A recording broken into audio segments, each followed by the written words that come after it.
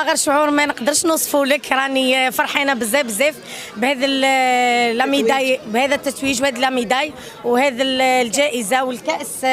نهديها كامل للشعب الجزائري والوالديه،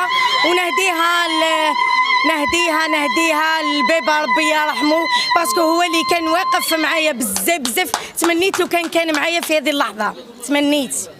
عندنا الله يبارك راهي وحده اثنين وثلاثه تحصلوا على الميداليات الذهبيه وعلى الكاس، ورانا فرحانين بزاف بزاف بهم. حلويات تقليديه، كيك ديزاين، كيك 3 دي، ومازال كاينين واحد اخرين، كاين فئات واحد اخرين راهم جايين ان شاء الله في الطبخ، في الحلويات وفي الديسير على سير. الحمد لله يا ربي اللي شرفنا الجزائر. نهديها لكل الشعب الجزائري، الوالديه، الراجل تاعي وكل من ساهم في تشجيعي.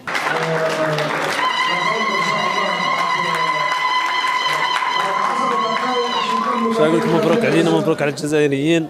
نشكروا المشاركين الجزائريين اللي حضروا معنا، ونشكروا النجوم الذهبيه اللي راهي ثاني واقفه معنا وراهي تشجع المشاركين تاعها ان شاء الله.